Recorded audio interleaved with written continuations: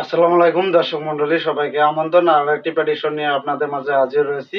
অবশ্যই একটা high voltage match, Bangladesh এবং নেপালের মধ্যকার ফিফা ফ্রেন্ডলি ম্যাচে দুই দল মুখোমুখি হচ্ছে আজকে বাংলাদেশ সময় বিকাল 5টা 45 মিনিটে শ্রীলঙ্কার নেপালের কাঠমান্ডুর দশরথ স্টেডিয়ামে ম্যাচটি অনুষ্ঠিত হবে। এই দুই দলের প্রেডিকশন নিয়ে আপনাদের মাঝে উপস্থিত হয়েছি। অবশ্যই একটা দুই দলের মধ্যে হাই ভোল্টেজ ম্যাচ হবে, আর এই ম্যাচে কে জয়লাভ করবে আপনারা আপনাদের মতামত এবং প্রেডিকশন আপনারা কমেন্ট সেকশনে জানাতে পারেন। আর যদিও শেষ পর্যন্ত আমার প্রেডিকশন পেতে চান তাহলে ভিডিওটা শেষ পর্যন্ত কন্টিনিউ করুন। বাংলাদেশ এবং নেপাল ফুটবল লাস্ট 2022 সালে তারা মুখোমুখি হয়েছিল। সেখানে ফলাফল যদি খেয়াল করি, সেখানে 3-1 ব্যবধানে বাংলাদেশ হেরে যায় নেপালের কাছে। সেখানে কিন্তু কোচ হাবিয়ার কাবেরার অধীনে বাংলাদেশ খেলেছিল। এবারও কিন্তু হাবিয়ার কাবেরা থাকছেন, কিন্তু বাংলাদেশের ফুটবলের বর্তমান সময়ের অন্যতম সেরা তারকা ফুটবলার হামজা চৌধুরী এবং শামিদ সোম এবং ফাহমিদুল ইসলাম তারা কিন্তু এই স্কোয়াডে নাই, স্কোয়াডের বাইরে আছে। তাদেরকে ছাড়াই নেপালের বিপক্ষে খেলতে হবে। যদিও 2022 সালে যে ম্যাচটা নেপালের বিপক্ষে বাংলাদেশ হেরেছিল, সেখানে কিন্তু হামজা চৌধুরী বা ফাহমিদুল ইসলাম, শামিদ সোম তারাও কিন্তু ছিল না।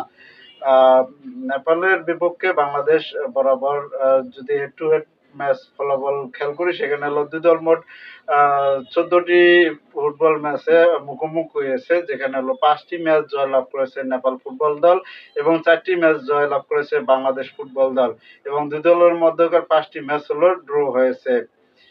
আর গোল ব্যবধান যদি খেয়াল করি, দুই দল এই 14 ম্যাচে মোট 23টি গোল হয়েছে, যার মধ্যে 12টি গোল করেছে নেপাল ফুটবল টিম এবং বাংলাদেশ 11টা গোল করেছে।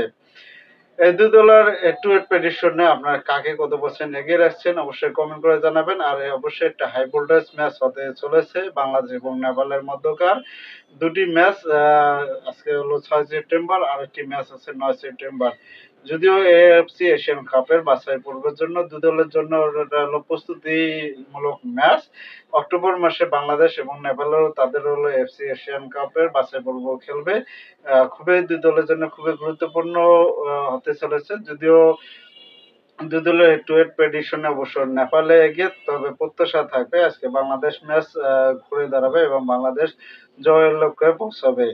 আর নেপালের বিপক্ষে প্রস্তুতি ভালোভাবে সেরে নিয়ে এশিয়ান কাপে মূল পর্বে হংকং এর বিপক্ষে লড়বে বাংলাদেশ ফুটবল দল। আজকের ম্যাচে কে জয়লাভ করবেন এবং কমেন্ট সেকশনে কমেন্ট করে জানাতে পারেন, আর সাথে থাকবেন।